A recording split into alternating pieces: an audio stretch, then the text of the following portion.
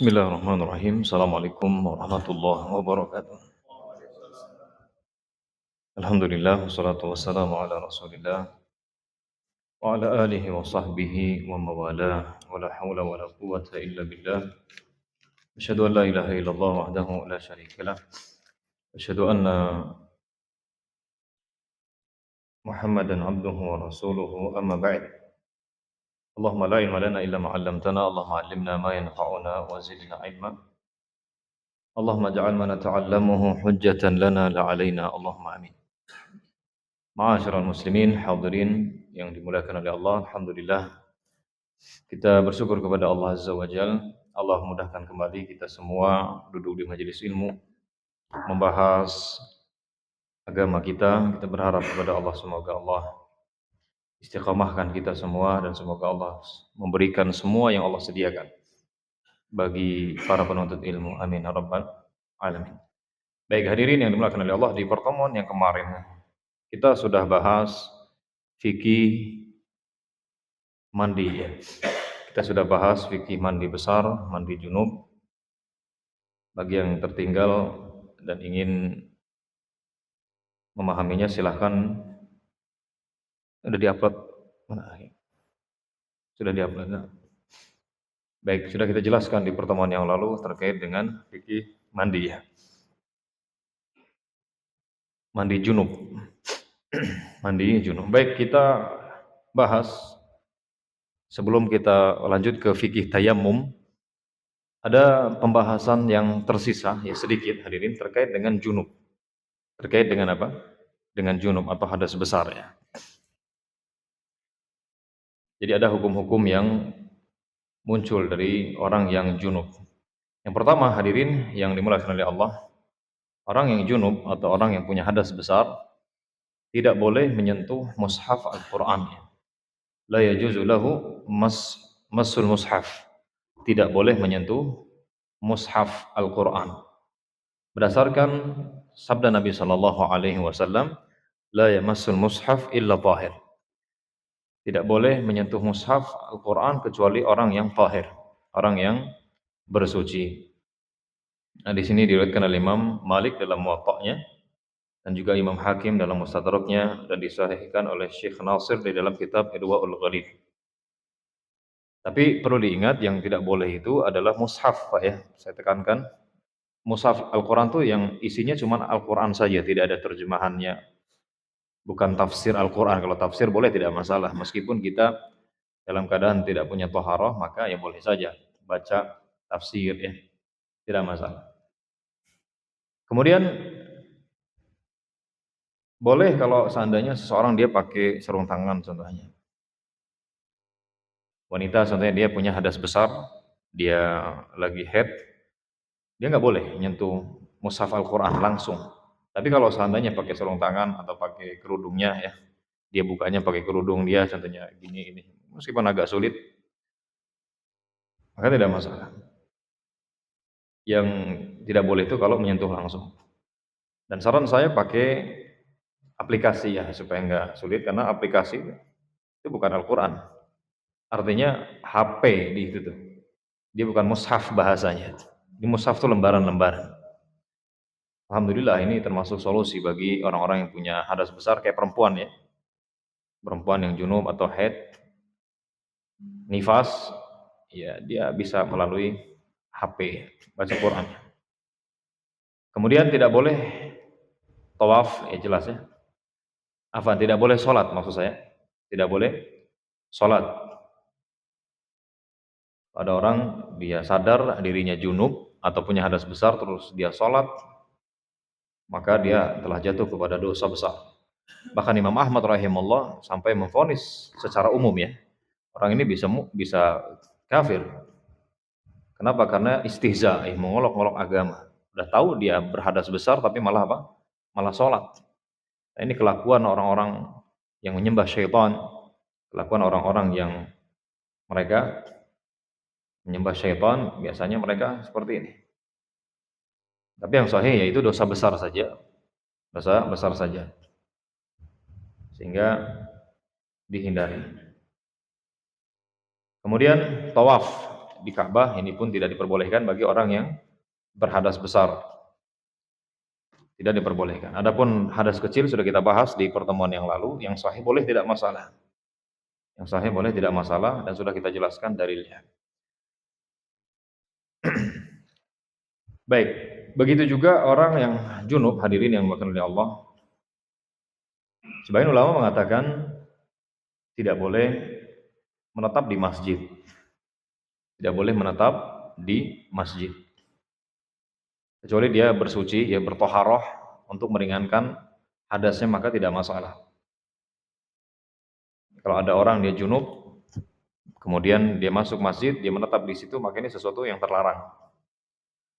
Kecuali dia berwudu untuk meringankan hadasnya, bukan menghilangkan. Kalau wudu itu nggak menghilangkan hadas besar, dia sekedar meringankan. Nah, ini boleh. Kenapa? Karena ini dilakukan oleh para sahabat dahulu di zaman Nabi. Mereka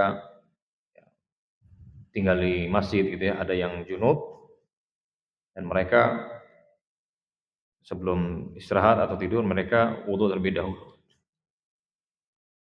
Sehingga dari sini para ulama menyimpulkan boleh, tidak masalah seorang yang junub atau punya hadas besar dia menetap di masjid dengan syarat dia harus berwudu terlebih dahulu untuk meringankan hadasnya. Untuk meringankan hadasnya. Baik, hadirin, berikutnya kita masuk ke bab tayammum.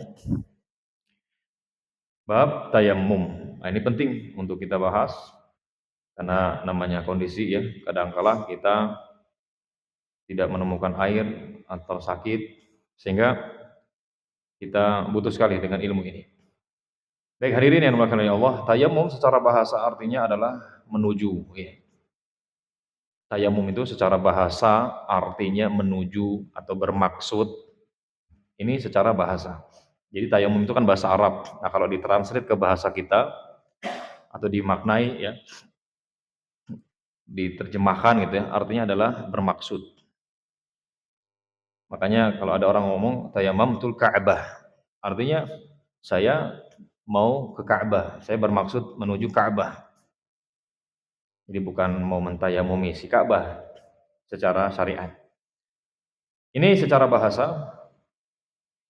Adapun secara syariat, tayammum adalah di sini disebutkan mashul wajh wal yadain bi sa'idit thayyib ala wajhin makhsus ta'abbudan lillahi ta'ala.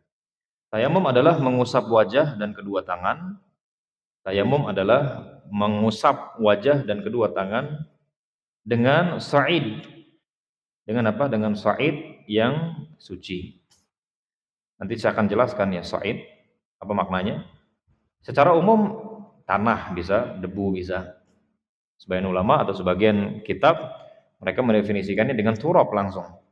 Jadi tayammum adalah mengusap wajah serta kedua tangan dengan debu.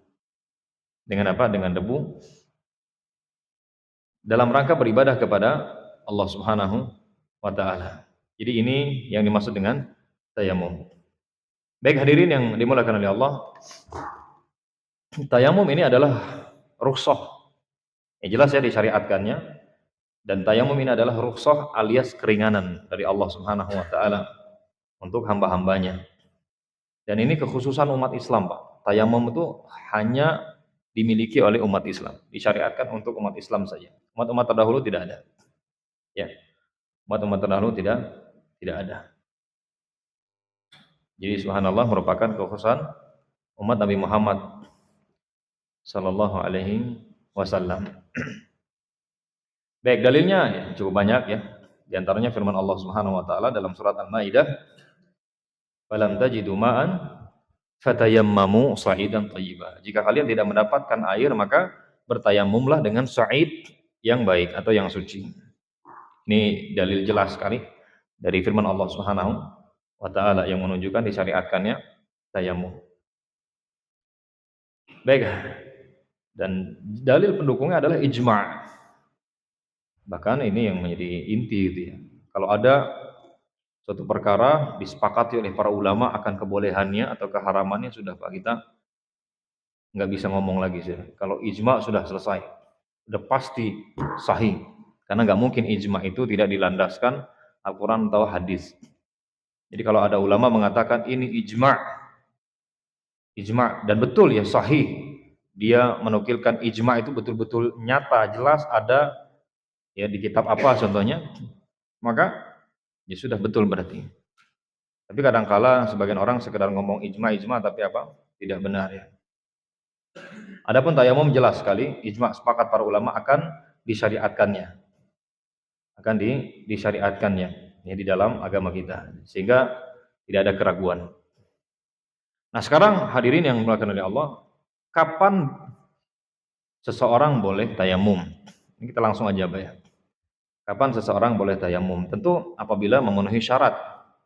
Apabila memenuhi syarat. Jadi kapan tayamum itu dikatakan sah, dinyatakan boleh atau sah ya? Maka apabila termenuhi syarat. Yang pertama adalah yang melakukan ya muslim ya.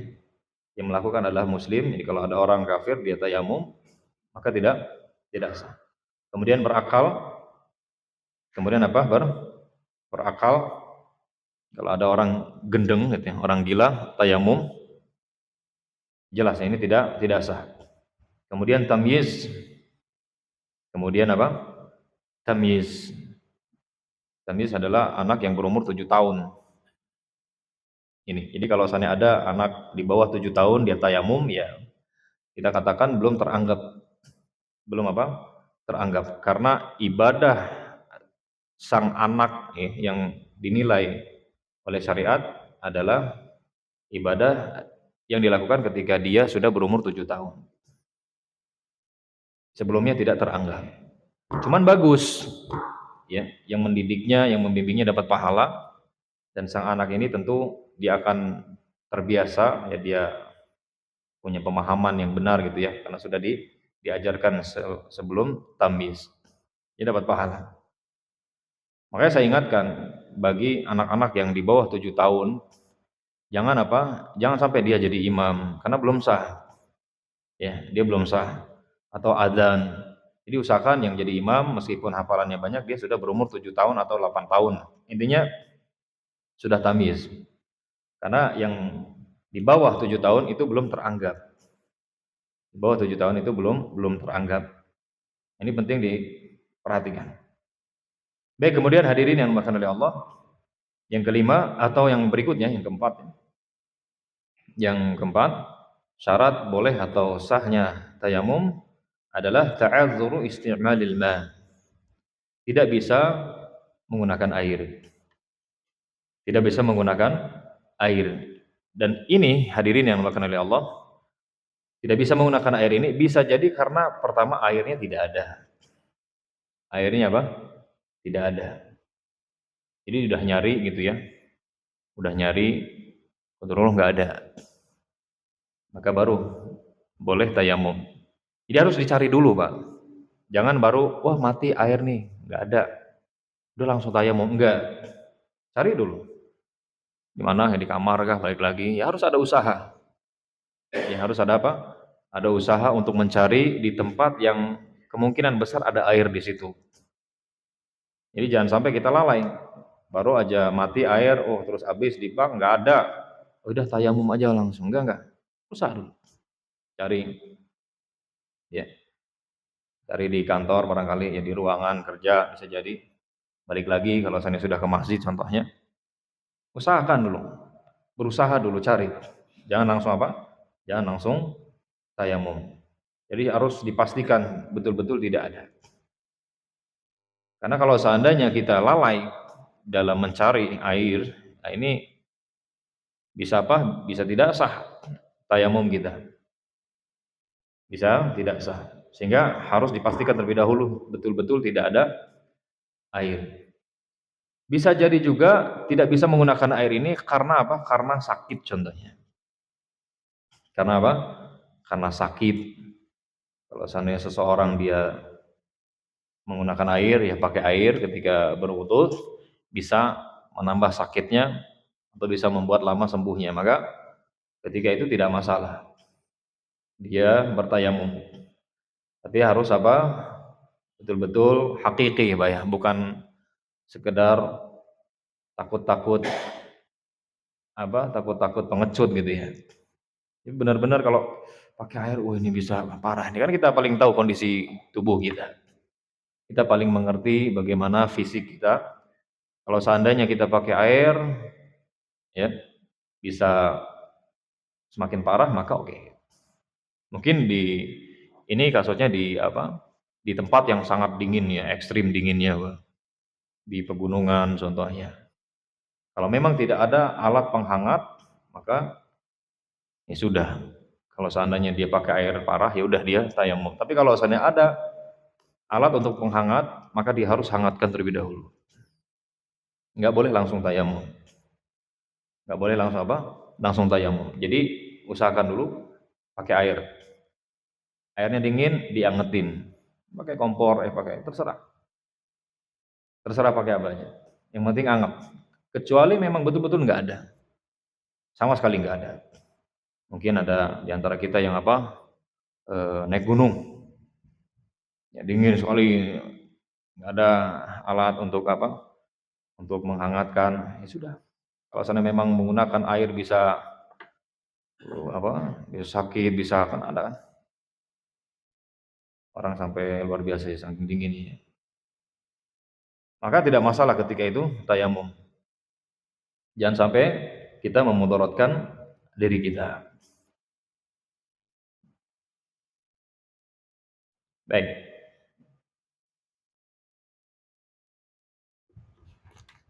Dalilnya Bapak-bapak sekalian yang dimuliakan oleh Allah ya cukup banyak ya. Di antara dalil yang membolehkan orang yang sakit, orang yang takut termudarati gitu ya, menggunakan air boleh tayamum. Banyak ya, di antaranya adalah hadis yang sahih diriwayatkan oleh Imam Abu Dawud ya, Ibnu Majah dan juga yang lainnya, di mana ada sejumlah sahabat mereka bersafar. Mereka apa? Bersafar. Qadarullah salah seorang di antara mereka tertimpa batu kepalanya, Pak. Ya, dahulu mereka itu kalau safar di kaki-kaki gunung, Pak, di lereng gunung ya.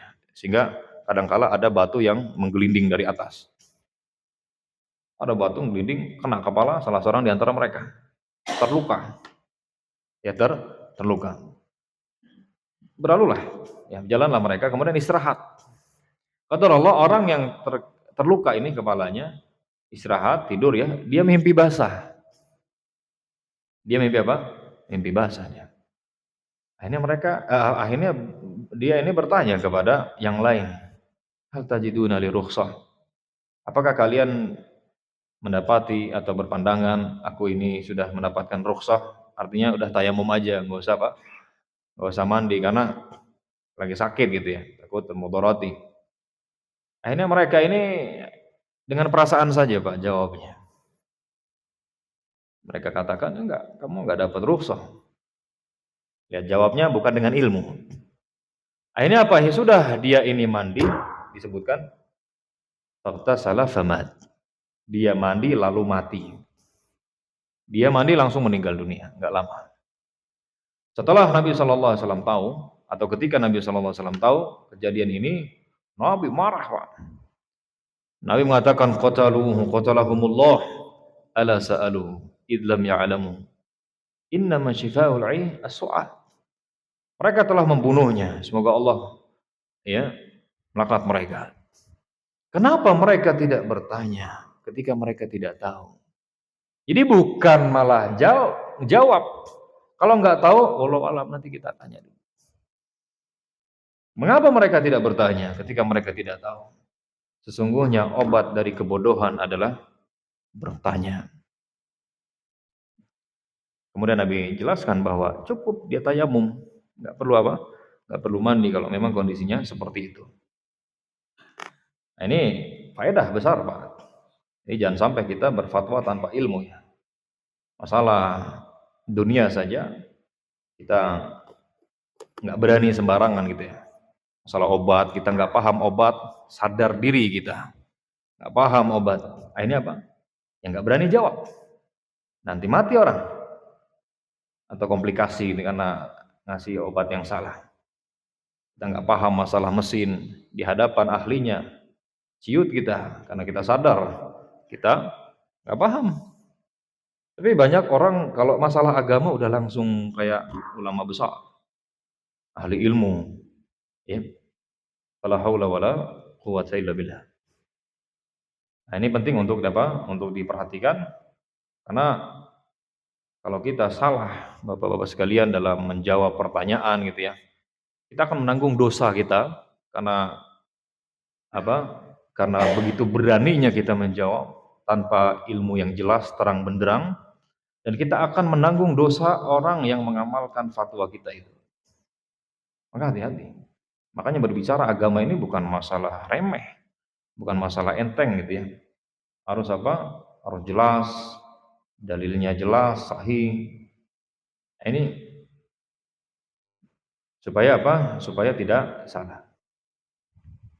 Ini diantara dalilnya yang menunjukkan bolehnya seseorang ketika dia sakit atau dia khawatir kemungkinan besar kalau seandainya dia menggunakan air maka akan sakit atau akan parah sakitnya maka tidak masalah. Dia tayamum. Atau dicontohkan juga oleh para ulama tidak bisa menggunakan air ini bisa jadi karena aksesnya Pak yang berbahaya. Air sebenarnya ada di ujung sana contohnya. Tapi akses untuk ke sana itu bahaya. Mungkin ada singa, macan ya yang siap menerkam di apa? Di jalan yang menuju ke situ. Ya kalau kita sih alhamdulillah Pak, enak ya. Air itu mudah, tapi di sebagian negara, di sebagian daerah itu mereka ada sumur di tengah hutan, mereka jauh ya tinggalnya. Mereka kalau ngambil harus jalan beratus-ratus meter ya, kilo-kilo. Atau bisa jadi di perjalanan untuk ke air itu ada preman-preman atau orang-orang yang membahayakan ya. Kalau sana ada perempuan lewat ke situ, nanti bisa diperkaos gitu ya. Atau diganggu lah intinya. Maka para ulama mengatakan ya sudah dia tayamum saja kalau memang seperti itu kondisinya. Ini dihukumi ya. Dihukumi ma'dumul ma. Tidak ada air ya. Kalau memang seperti itu kondisinya. Jadi harus dipastikan terlebih dahulu. Baik. Kemudian berikutnya hadirin yang dimuliakan oleh Allah, ini di antara syarat bolehnya tayamum adalah an yakuna tayammumu bi turabin tahur ghair najis. Jadi tayamumnya itu harus dengan turab. Dengan apa? Dengan tanah yang suci. Dengan tanah apa?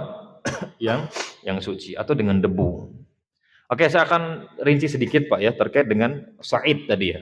Allah kan mengatakan bahwa falam tajidu ma'an fatayammamu sa'idan thayyiban. Jika kalian tidak mendapatkan air, maka tayamumlah dengan sa'id. Bahasanya sa'id yang thayyib, yang suci. Jadi sa'id itu Bapak-bapak sekalian ada beberapa makna gitu ya. Maka yang pertama pertama kali adalah ya tanah ya. Kemudian debu. Kemudian bisa apa yang ada di permukaan bumi yang muncul langsung di permukaan bumi, di permukaan ya, di bagian apa permukaan bumi ini sehingga bisa tanah kita gunakan untuk tayamum meskipun nggak ada debunya dia tanah contohnya maka sahih atau debu dimanapun debunya di tanah oke karena ada sebagian tanah yang nggak berdebu Pak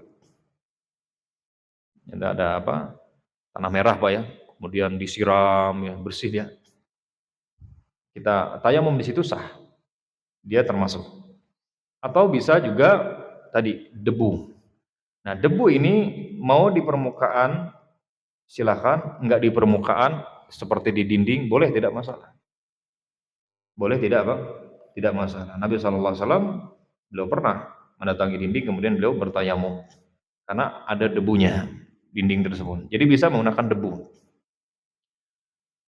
menggunakan debu jadi kalau seandainya kita di perjalanan ya nggak ada air terus akhirnya kita memilih tayamum maka cari apa cari debu kalau nggak ada debu tanah tadi kalau ada tanah nggak ada debunya ya nggak apa-apa. Di mobil contohnya Pak, di mobil bisa nggak kita tayamum? Ya, cari aja. Kalau di kursinya kan kursi biasanya kursinya yang lama digebrak itu debu semua itu. Maka itu bisa. Ya bisa. Intinya debu. Dia bukan tanah, tapi debu. Boleh, tidak masalah. Ya, intinya apa? Debu. Atau tadi tanah. Nah, sekarang bukan debu, bukan tanah, tapi apa? Yang muncul di permukaan. Seperti rerumputan. Maka para ulama mengatakan ini termasuk sa'id. Sehingga boleh tidak masalah. Boleh tidak apa? Tidak masalah. Ya kayak di hadapan kita di sana itu kan ada di permukaan bumi dia muncul tanah kerikil-kerikil, kemudian bebatuan, ada rumput-rumput. Itu dia termasuk sa'id. Termasuk apa? Sa'id sehingga boleh tidak masalah. Cuman Syaikhul mengatakan kalau seandainya mencari yang ada debunya itu lebih utama. Itu lebih utama. Cuman kalau seandainya nggak ada debunya, nggak ada tanahnya, tertutup contohnya. Anda mungkin di lapangan bola, Pak. Bukan lapangan bola yang dibuat itu Pak ya. Kan ada sih lapangan bola yang sintetik sih ya. Nah, itu enggak. Kecuali ada debunya. Jadi tayamumnya dengan debunya. Tapi kalau lapangan murni, lapangan ya benar-benar asli ya rumputnya asli, maka boleh tidak masalah. Di situ bukan tanah, itu enggak ada debunya, tapi dia termasuk sa'id. Maka boleh tidak masalah. Boleh tidak masalah. Ini yang bisa digunakan untuk bertayamum.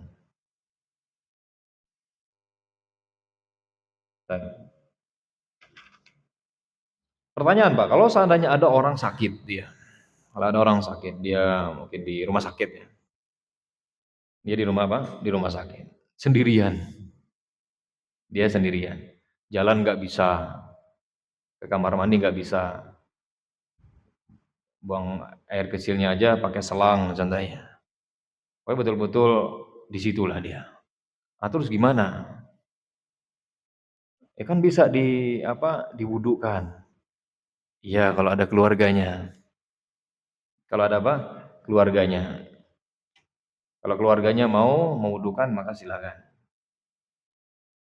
Ya, silakan.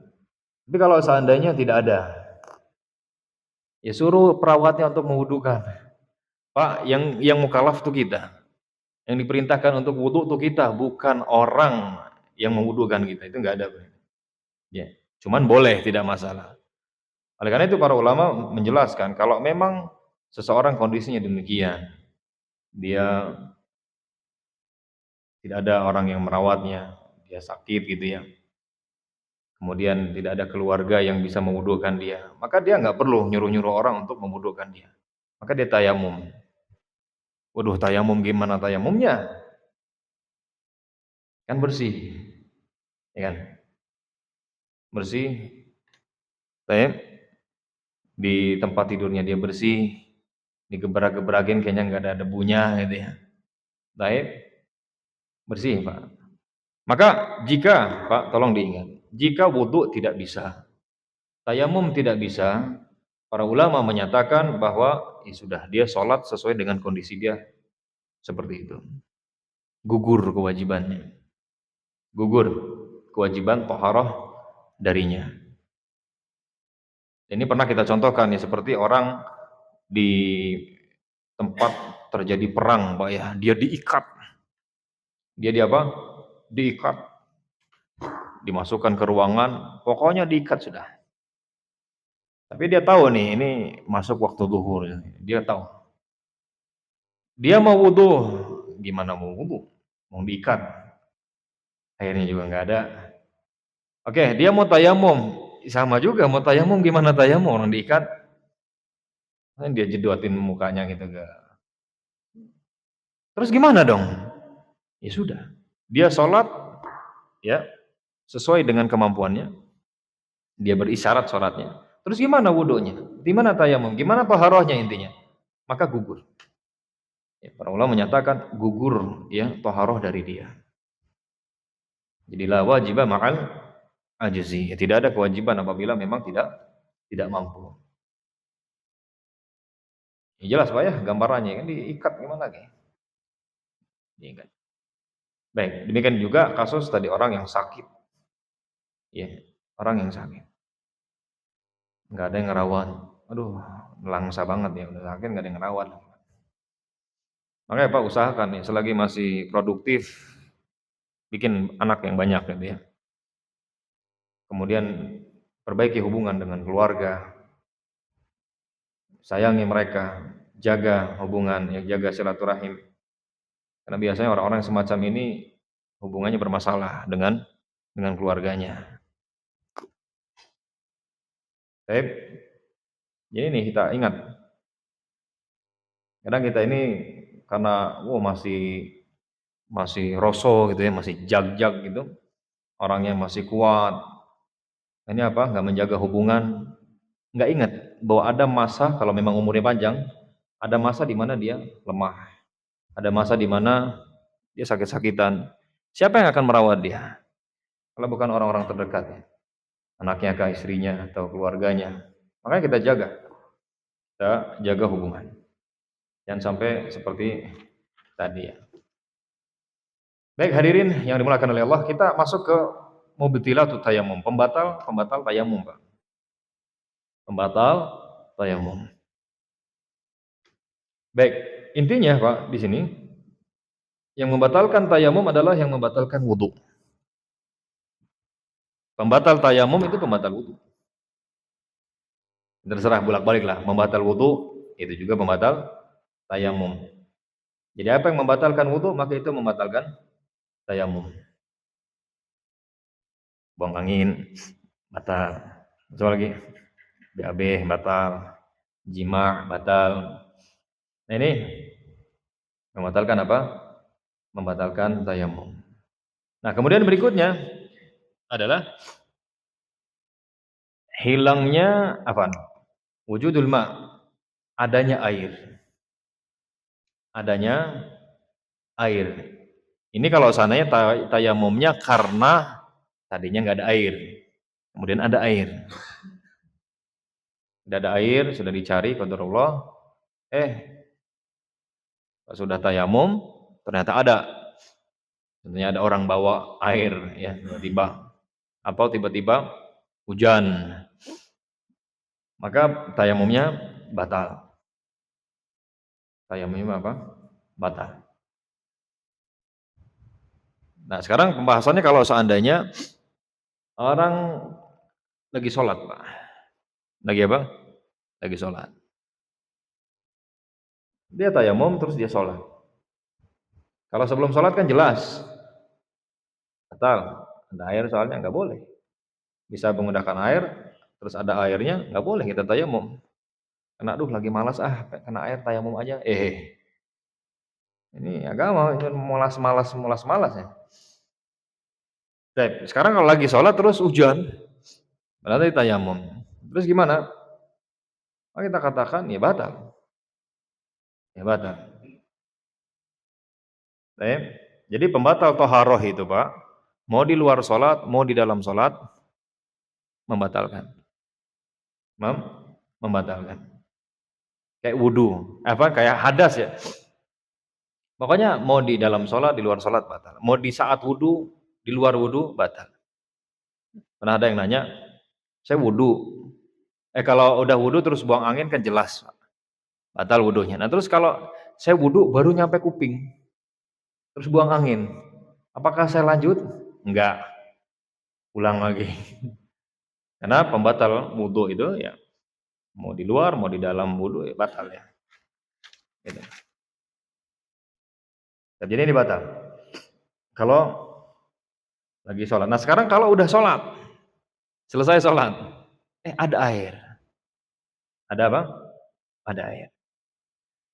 Tapi kita jawab dengan hadis Pak. Jadi ini pernah terjadi di zaman Nabi. Ada dua orang sahabat, nggak ada air nih, qadarullah. Nggak ada air, tayamumlah mereka. Tayamumlah apa? Mereka. Kemudian mereka sholat. Setelah sholat ada air. Dapat apa? Dapat air. Yang satu ngulangin sholat. Yang satu ngulangin apa? Ngulangin sholat. Karena dia beranggapan, wah ini ada air. Kayaknya enggak. Ya akhirnya dia ngulangin sholat. Yang satu enggak ngulangin sholat. Kemudian mereka pun datang kepada Nabi Shallallahu Alaihi Wasallam. Kemudian Nabi Shallallahu Alaihi Wasallam berkata kepada yang sholat, kepada yang mengulangi sholat, Nabi SAW mengatakan, lakal ajru marratain, kamu dapat pahala 2 kali. Kemudian kepada yang tidak ulang, asabtas sunnah, kamu sudah sesuai dengan petunjukku. Sunnah di sini maksudnya petunjukku. Tapi Pak, mana yang lebih besar pahalanya? Yang ngulangin sholat? Saya dulu Pak pernah gitu, pas ditanya, saya jawabnya sama. Ternyata pandangan ya ulama berbeda. Pahala yang tidak terbatas, yang tidak disebutkan jumlahnya, itu yang tidak terbatas. Yang mengulangi tadi cuma dapat apa? 2. Yang tidak mengulangi, kamu udah cocok. Sehingga ini yang lebih besar, karena yang lebih apa? Yang tepat. Sehingga lebih besar. Sehingga hadirin yang dimakan oleh Allah, ya kita nggak perlu ngulang lagi. Kalau seandainya kita sholat, toharohnya dengan toharoh tayamum gitu ya. Setelah sholat ada, ya nggak perlu ngulang lagi. Kita nggak perlu apa? Mengulang lagi. Nah sekarang yang berikutnya, yang terakhir ya, hilangnya udzur. Ini nggak boleh. Hilangnya apa? Hilangnya udzur. Kalau seandainya tadi ya, karena sebab apa?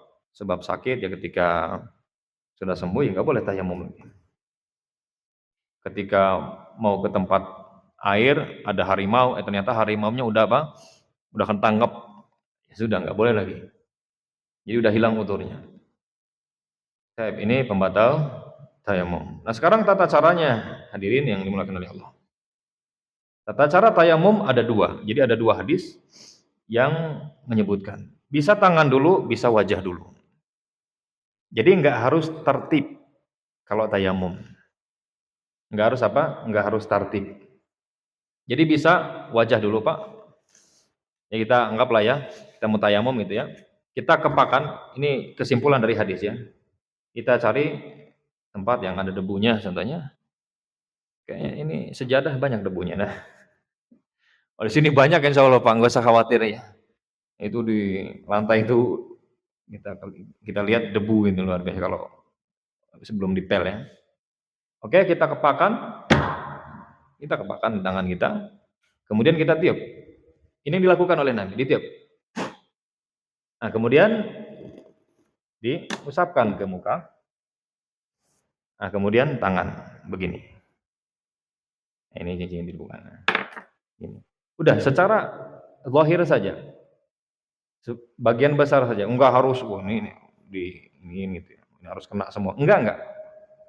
Intinya bagian besar gitu ya. Jadi kepakan, kemudian tiup, kemudian muka, ya udah gitu aja.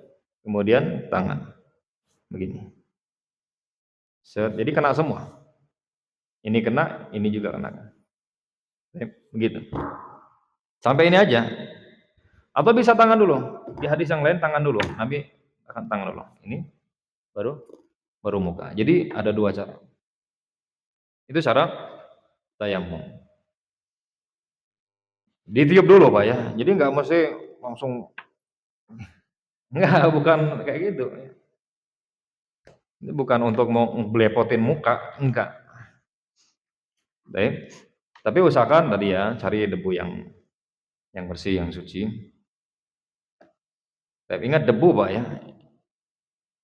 Dan debunya ini ya debu, betul-betul debu dia. Bukan tepung, mentang-mentang tepung berdebu gitu ya. Enggak. sepakat para ulama enggak sah tepung. Baik, itu tata cara tayamum. Baik. Pernah kejadian Pak, ini Ammar, ya Ammar bin Yasir, kisahnya lucu Pak, dia belum paham gitu ya. Beliau pernah diutus di satu pasukan, jadi pemimpinnya gitu ya. Kemudian di malam yang sangat dingin, dia mimpi basah. Dia mimpi apa? Mimpi basah. Karena ada sebagian orang kayak gitu Pak, nggak kuat dia. Biasanya nggak kuat di cuaca dingin. Jadi kalau di cuaca dingin keluar airnya. Ada yang semacam itu. Baik. Jadi sahabat ini intinya mimpilah, mimpi basah dia. Kemudian dia khawatir kalau dia mandi, dia lagi nih meninggal gitu. Sampai seperti itu bahasanya. Akhirnya dia tayamum. Nah, cuman tata cara tayamumnya belum paham. Akhirnya apa? Tamarraka, dia pun guling-guling. Disangkanya ya kayak mandi besar itu ya, pakai air. Guling-guling, Pak. Ya guling-guling, kemudian dipenuhi debu ya, pasir muka badannya. Nah, ini salah ya. Akhirnya diajarkan oleh Nabi sallallahu alaihi wasallam, "Innama kana yakfika an tasna'a hakadha." Lalu Nabi SAW menjelaskan, sesungguhnya cukup kamu melakukan seperti ini. Kemudian Nabi sallallahu alaihi wasallam menjelaskan. Ya, menjelaskan. Dan ingat Pak ya, sekali tepukan saja. Adapun hadis yang menunjukkan 2 kali tepukan itu hadisnya lemah. Ada hadis di Bulughul Maram sebutkan, sekali buat wajah, sekali buat tangan, itu hadisnya lemah. Jadi yang saya sekali saja. Kemudian tiup tangan, muka atau muka baru tangan. Baik, ini terkait dengan tayamum. Bisa dipahami Pak ya? Nah, oke. Karena Bapak-bapak semua sudah capek ya, sudah letih, saya paham sekali. Kita cukupkan sampai di sini karena udah selesai juga ya materinya. Wallahu taala alam bissawab. Semoga kajian kita ini bermanfaat sehingga ketika beribadah ya benar. Wallahu taala alam bissawab. Wassallallahu ala nabiyina Muhammad wa ala alihi wa sahbihi ajmain. Subhanakallahumma wa bihamdika asyhadu an la ilaha illa anta astaghfiruka wa atubu ilaik. Wassalamualaikum warahmatullahi wabarakatuh.